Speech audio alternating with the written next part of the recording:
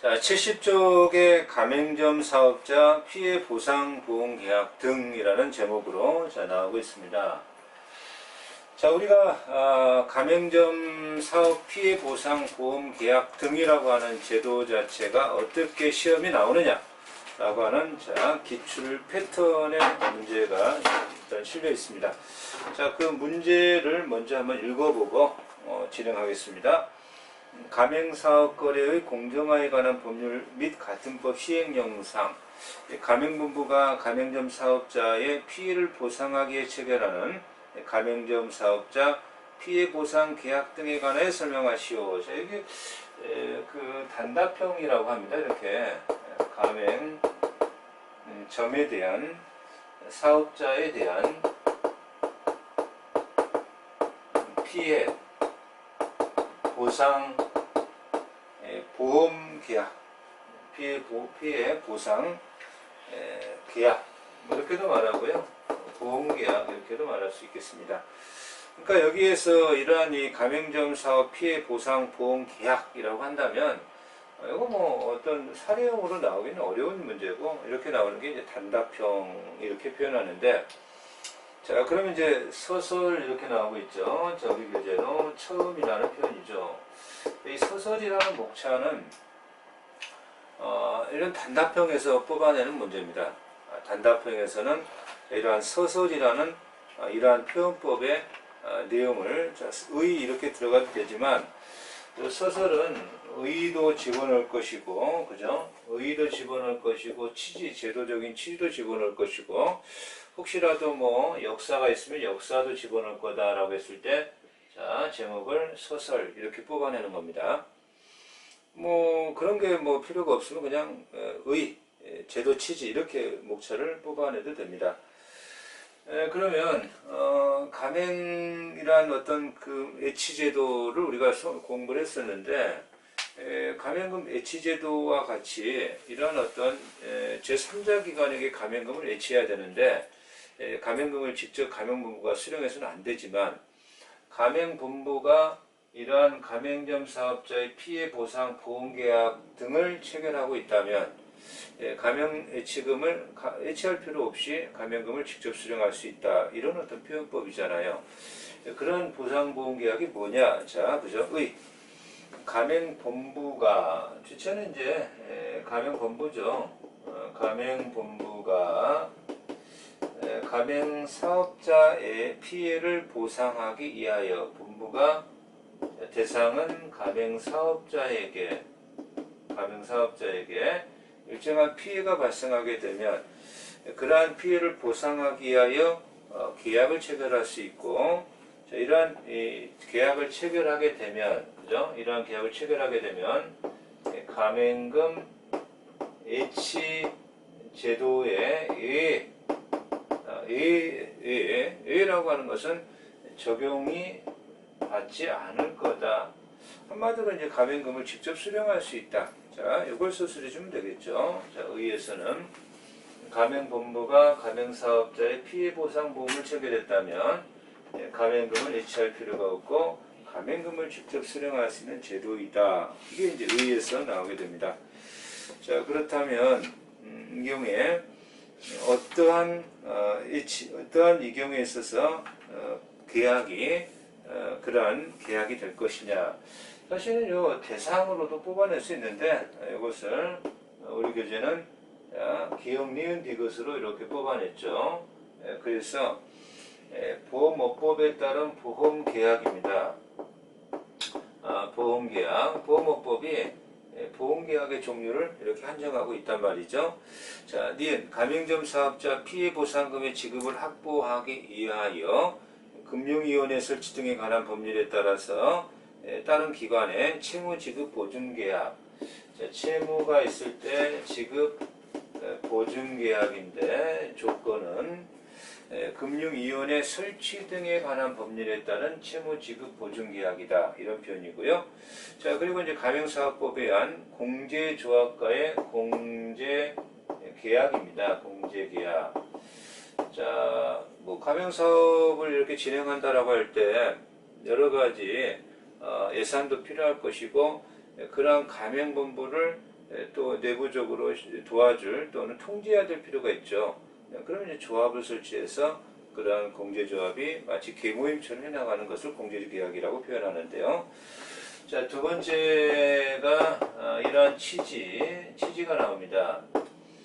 취지라고 하는 것은 아무래도 이 피해 보상 보험 계약을 가명본부가 체결했다라고 하는 자체가 가명 사업자에게는 그러한 피해가 있을 때 손해가 담보되는 측면이 있다라는 거죠. 그러면 애취할 필요가 없지 않느냐라는 것을 취지에서 적어주시면 됩니다. 다시 말하면 가맹본부의 상황에 따른 제도에 그죠? 가맹본부의 상황에 따른 제도의 선택권을 부여하겠다. 뭐 이런 제도라고 보시면 되겠습니다. 그러면 이제 큰 두 번째 타이틀은 이러한 내용입니다. 그죠? 내용에도 좋고요. 가명이란 피해 보상 보험 계약의 내용 이렇게 해도 되겠습니다. 자, 첫 번째가 계약의 내용이죠. 계약의 내용. 자, 동그라미 번이 계약의 내용입니다. 자, 그래서 계약의 내용에 첫 번째가 계약의 종류죠. 종류. 자, 계약의 종류. 이걸 다시 논해줘도 됩니다. 좀 중복적 감이 있는데 간단하게 보험계약, 채무지급보증계약, 공개조약 등이 계약의 종류에 속할 것이다. 자, 그런데 이 계약에 요건이 있는데 필수 요건이 있습니다. 필수 요건. 이건 이제 법이 시행령에서 정하고 있습니다. 가맹, 기역, 니은, 디귿, 리을 네 가지가 나오고 있습니다. 필수 요건이 네 가지가 나오는데 첫 번째가 가맹본부의 가맹금 반환 의무의 불이행으로 가맹본부가 가맹금을 반환하지 않았다라는 불이행으로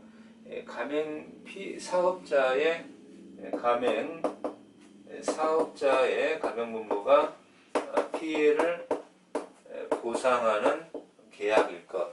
자, 계약일 것. 자, 두 번째 요건은 피보험자, 채권자 또는 수익자가 해당 가맹본부와 가맹계약을 체결하거나 체결할 예정인 가맹사업자 또는 가맹사업자가 지정한 자와 할 것. 다시 말하면 이건 뭐 지정자라고 하겠죠. 지정자와 체결한 계약일 것. 자, 계약금은 예치 가맹금 이상으로 할 것. 그죠? 자, 이 경우에 계약 금액, 보험 계약 금액은, 자, 이것이, 이 경우에, 자, 예치 가맹금, 그죠? 예치 가맹금에 대한 문제가 있을 때, 보상하는 것이니까, 이상으로 할 것. 그렇죠. 자, 리을, 정당한 사유 없이, 가맹사업자의 의사표시의 방법을 제한하거나, 가맹점 사업자에게 지나친 입증 책임을 지우지 아니할 것. 가맹점 사업자의 의사를 너무 구속한다거나 그래서는 안 된다는 얘기고요. 또한 가맹점 사업자에게 입증 책임이라고 하는 것은 서로의 어떤 이해가 반대될 때 소송으로 가게 될 터인데 소송의 승패는 입증 책임으로 기결됩니다. 입증을 하면 승소, 입증 못하면 패소입니다. 그런데 그 입증 책임을 지나치게 가맹점 사업자에게 부담시켜서는 안 될 것, 이런 표현입니다. 이것을 계약의 필수 요건이다. 이렇게 평가하고 있습니다. 자, 그런데 계약의 필수 요건에 몇 가지가 좀 더 나오고 있죠. 미음, 비읍, 시읒, 이응 이렇게 필수 요건이 조금 몇 가지가 더 나아가고 있다라고 하는 겁니다. 자, 미음, 정당한 사유 없이 피해 보상의 범위나 보험자, 보증인 공제조합 또는 가맹본부의 책임을 한정하지 말 것. 그죠? 자, 비읍번. 계약 기간은 2개월 이상으로 하고, 그죠? 자, 계약 기간은 2개월 이상으로 해라. 계약 기간은 2개월 이상일 것. 자, 여기 또 요건이네요. 자, 정당한 사유 없이 쉽게 계약을 해지할 수 있도록 하게 되면 곤란하죠. 정당한 사유 없이 가맹본부가 일방적 계약 해지권을 보장해서는 안 될 것이다. 즉 가맹점 사업자에게 계약 해지에 대한 불이익을 주어서는 안 된다. 이런 표현입니다. 시읒. 그 밖에 가맹점 사업자에게 예상하기 어려운 위험이나 손해를 줄 염려가 있거나 부당하게 불리한 약정을 두지 아니할 것. 예상하기 어려운 걸 불이타라고 합니다. 좀 어려운 말로. 예상하기 어려운 불이의 타격을 가한다거나 불이익을 부담하게 한다거나 부당하게 가맹사업자에게 불리한 약정을 둬서는 안 될 것. 그렇죠? 자, 이응 보험금, 보증금 또는 공제금은 해당 가맹본부와 가맹계약을 체결하거나 체결할 예정인 가맹점 사업자 또는 가맹사업자가 지정한 자가 직접 수령하도록 할 것. 이것이 필수 요건이라고 평가합니다. 자, 그래서 3번 자료의 허위 제출 금지, 그죠? 이러한 자료 피해 보상 보험 계약을 체결하기 위해서 자료에 허위 제출을 하고, 그죠?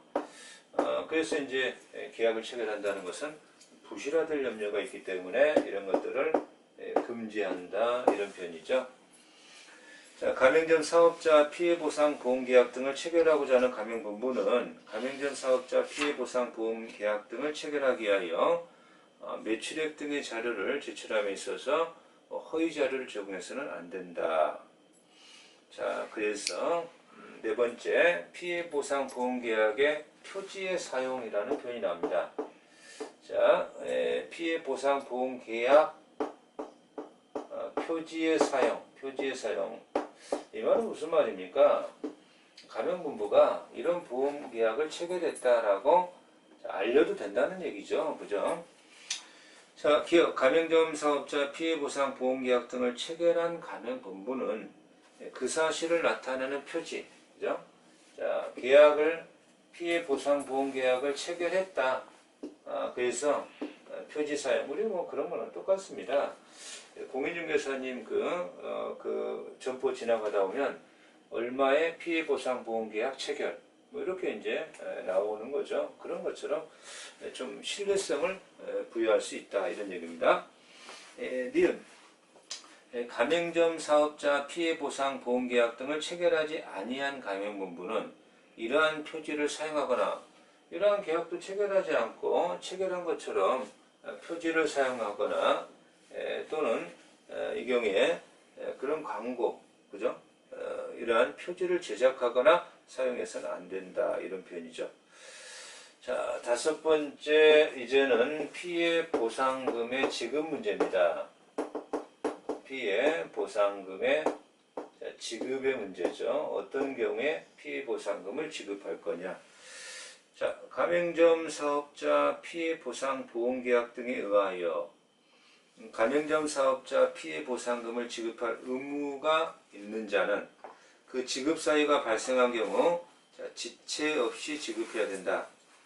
자, 그래서 지급은 지체 없이 지급이고요. 지체 없이 지급이고요. 자, 지연이 되면 지연 손해입니다. 지연 손해금 지급 사유가 된다. 이런 표현이 되겠죠. 자, 그런 표현이 됩니다.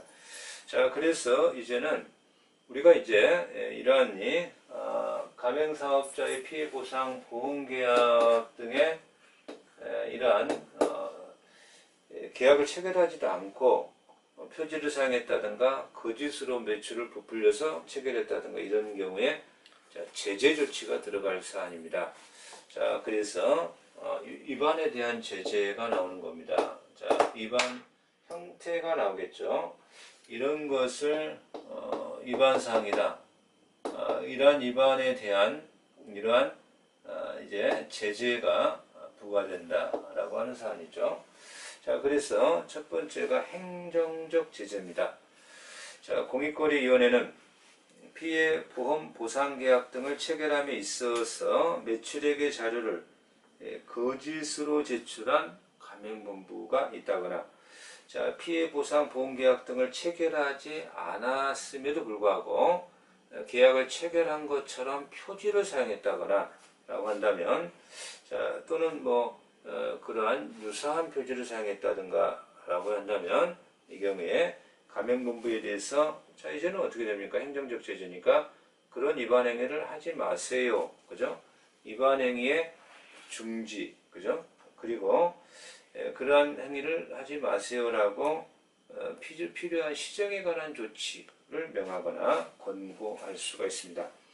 또한 더 나아가서 가맹본부가 이방 기간 동안 관련 가맹사업자 또는 희망자에게 판매한 상품이나 영역의 매출액 또는 이에 준하는 금액의 100분의 2, 2%죠. 곱한 금액을 초과하지 않는 범위 내에서 과징금을 부과할 수 있다라고 하는 거죠. 우리가 지금까지 계속 공부했던 행정적 제재입니다.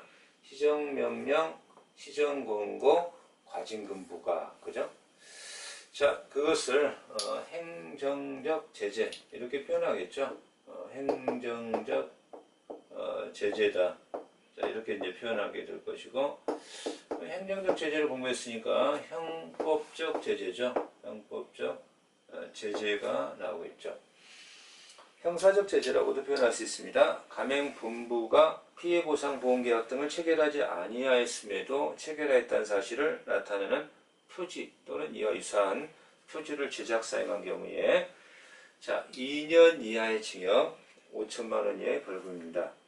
2년 이하 징역 5천만 원 이하의 벌금.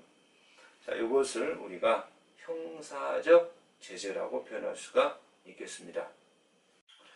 자, 74쪽에 공제조합의 설립이 나오고 있습니다. 공제조합의 설립.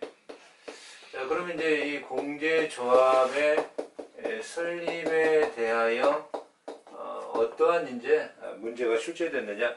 사실 출제 문제는 뭐 그렇게 빈번 출제 빈도를 갖지는 않습니다.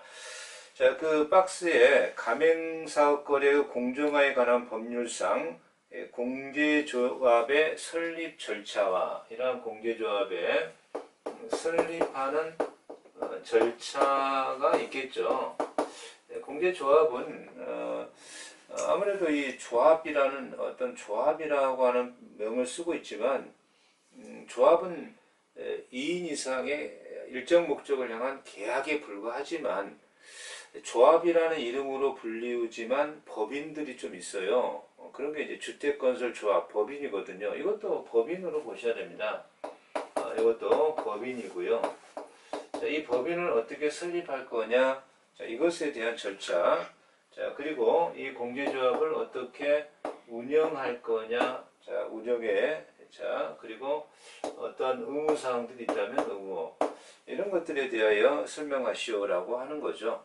자, 이런 것들을 문제를 이렇게 출제할 수 있구나라고 하는 건, 자, 그러면 공제조합이 무엇인지 의의는 일단 뭐 가장 기본적인 내용이니까요. 가맹본부가 공제사업을 영위하게 하여, 자, 공제조합이라고 하는 것은요, 아무래도 가맹본부들끼리 모여서, 그죠? 서로 간에 어려울 때 십시일반 도와주고, 뭐 그런 어떤 거죠. 그러한 측면에서 공제입니다. 그러한 그 공제사업을 영위하게 하여 공정거래위원회의 인가가 필요하다라고 법은 정하고 있다는 겁니다. 공제조합의 설립에 있어서 인가를 받아야 설립하는 인가주의라고 하죠. 인가. 이런 법인이다라고 하는 거죠. 법인이다. 그래서 그 허가는 요건을 충족해도 그 법인을 세워줄까 내줄까 말까에 그러한 행정기관의 재량이 있는 것이고, 인가는 요건이 충족되면 해 주어야만 하는 것을 인가라고 표현합니다. 자, 그게 이제 15조 3 1항의 법조문의 내용이고요. 자, 76쪽으로 넘어가서 과연 이 공제조합의 설립을 위한 요건, 뭐 조합이고 이제 법인인데요. 일단 법인이라고 할 때는요, 그죠? 법이 권리 주체 인격을 인정했다, 뭐 이런 어떤 표현인데, 이 법인이 설립되기 위해서는 일정한 실체 조성의 실체 조성행위가 있어야 됩니다. 자, 그 실체 조성의 절차, 다시 말하면 이 법인의 가장 근본적인 내용을 규율하는 정관 작성이 필요합니다. 정관. 정관 작성. 자, 이 정관이 작성되어야만 합니다. 이게 하나의 실체 조성행위다라고 할 수 있고요.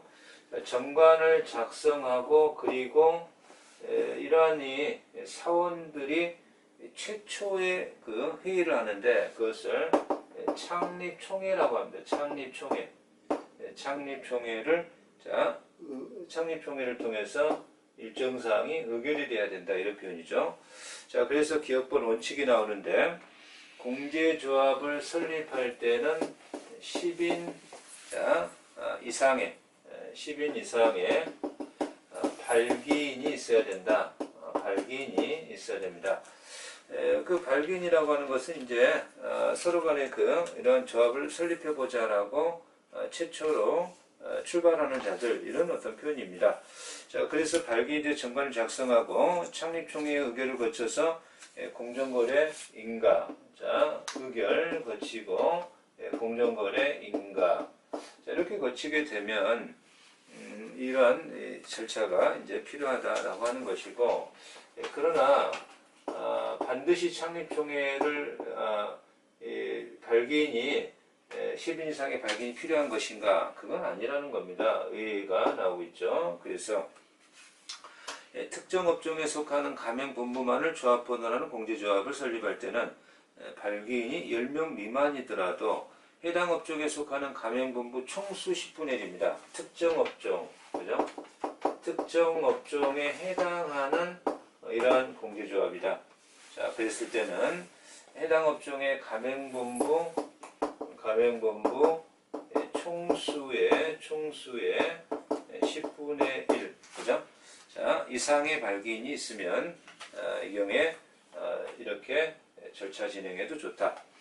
자, 그래서 2번, 동그라미 2번입니다. 공제조합의 이러한 인가, 공제조합의 공정거래위원회의 인가, 자, 그리고 공고 절차가 필요합니다. 공제조합이 공제사업하거나 공제규정을 변경하고자 할 때 인가, 그리고 공고가 필요하다. 자, 그러면 이제 이 경우에 이제 그 법인이 태어난다. 마치 사람이 태어나는 것처럼, 그죠? 다시 말하면 법인격을 취득한다, 태어났다라고 하는 것은 설립 등기입니다. 설립 등기. 설립 등기를 하여야 법인이 성립한다. 성립한다는 말은 태어난다. 법인격을 취득한다. 이런 어떤 표현입니다. 따라서 공제조합은 법인으로 하고 주된 사무소 소재지에 설립 등기를 하여야 법인으로 성립한다라고 평가 내리죠. 성립 요건입니다. 자, 이제 공제조합이 설립됐으니까 그렇다면 이 공제조합이 설립된 그 효과, 어떤 효과를 누릴 것이냐 이런 표현이죠. 자, 공제조합의 성립 시기가 나옵니다. 성립 시기는 설립 등기한 때입니다. 설립 등기, 등기시입니다. 설립 등기시. 주된 사무소 설립 등기함으로써 성립하고요. 가맹금 애치제의 대체입니다. 그래서 가맹금 애치제의 대체 제도가 자 효과인데요. 가맹본부가 공제조합과의 공제계약을 체결하게 되면 이제는 가맹금을 제3자 기관에게 이렇게 제3자 기관에게 애치하지 않고도, 그죠? 애치하지 않고도 가맹본부가 가맹금을 직접 수령할 수 있다. 자, 이게 공제조합에 가입한 효과, 공제조합에 가입한 효과가 되겠습니다. 자, 가맹 희망자로부터 직접 가맹금 수령할 수 있다. 그러면 이 공제조합은 어떻게 운영을 해나갈 거냐? 자, 그런 표현인데요.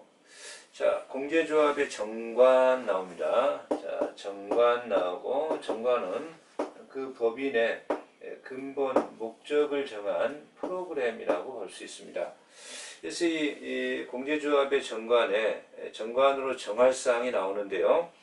공제조합의 조합원의 자격, 임원에 관한 사항, 출자금의 부담, 이건 이제 정관으로 정해야 되고, 자, 그랬을 때, 이 정관에 이런 사항이 반드시 적어야 될 필요 기재 사항이다. 자, 이렇게 이제 표현하죠.